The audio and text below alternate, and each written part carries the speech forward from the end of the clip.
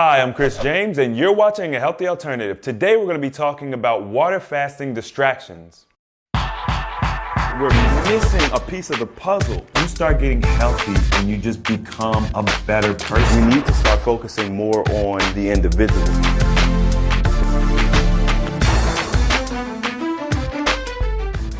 All right, so today I want to talk about distractions, and for some reason distractions have kind of been heavy on my heart. I don't know if it's just the questions I've been getting lately or just the vibe I'm getting from people in the group, but I figured today would be a good day to talk about it, so let's get into it.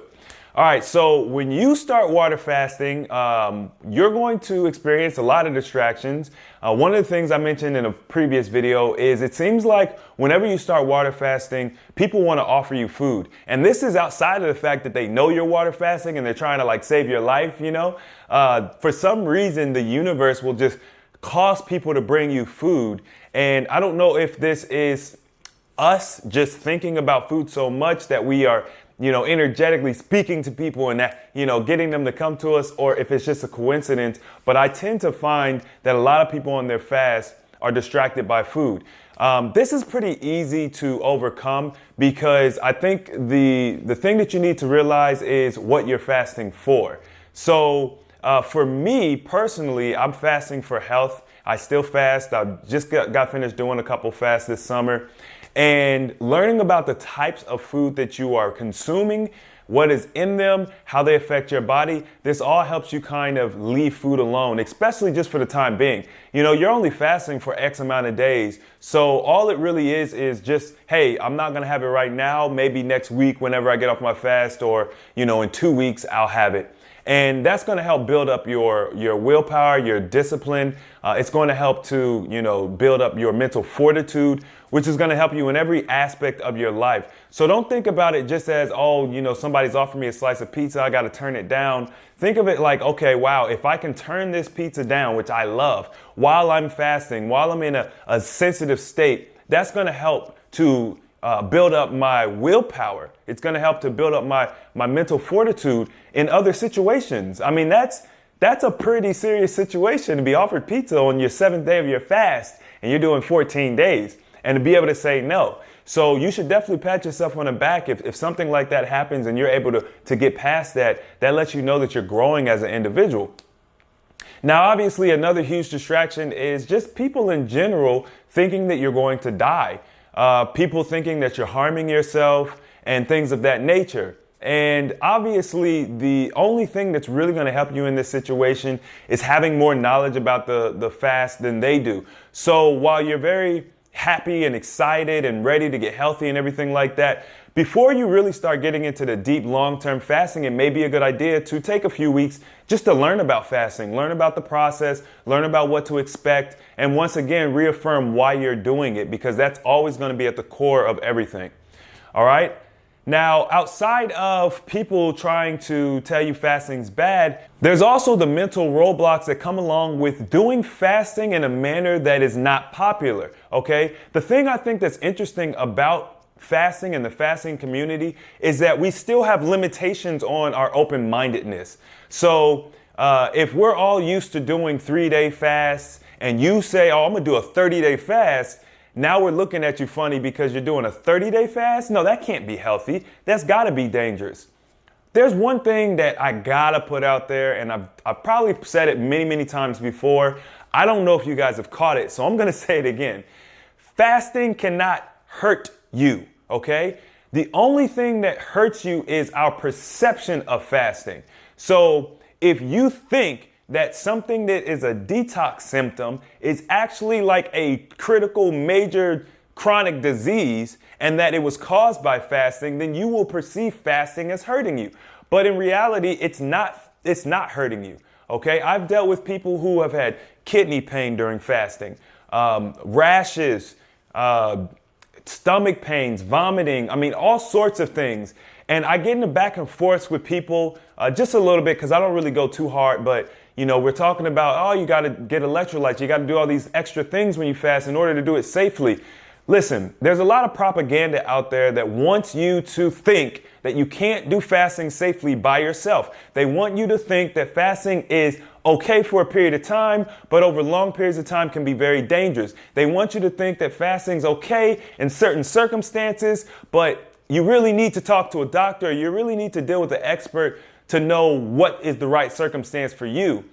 Fasting is literally something that everyone can utilize virtually at any age, virtually at any level of health. Now, with that being said, fasting will shock the system. So it's always a good idea to approach the fasting that you do with caution. Okay, so for example, if you're very elderly, you may not want to jump out and try and do a 40-day fast your first time.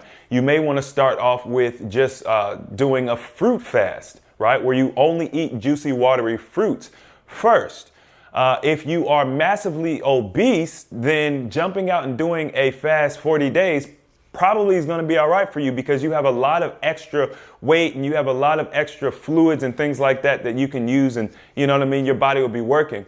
If you are working strenuous jobs, you may want to try a juice fast versus, a pure water fast. If you're out in the sun, if you're out in the elements. So those are the things you want to take into consideration. But there's always some form of fasting that you can perform no matter what you're dealing with. So always keep that in mind. The main thing to keep in mind is, how do you feel while you're fasting? And then if you don't feel well, you can always seek advice from someone else who's already done some fasting. Obviously, we've got this great Facebook group for you guys to check out, and there's a lot of information on there. But at the end of the day, we want to make sure that we have an open mind when it comes to fasting, the different forms of fasting, the different lengths of fasting. And we want to make sure as a community that we're encouraging each other and not, breaking each other down or telling each other that you're being stupid or anything like that, because it may just be that you don't have as deep of an understanding of fasting as this other individual or someone else. So let's always make sure to keep an open mind about things. Now, during fasting, there's a lot of different distractions that will come across your way. Your boyfriend or your girlfriend, your wife, or your husband may be a distraction. I find that a lot of people have these social blocks where, they're used to going out on the weekends, or they're used to taking their girl or their husband out on a date night. And those things tend to incorporate eating, right?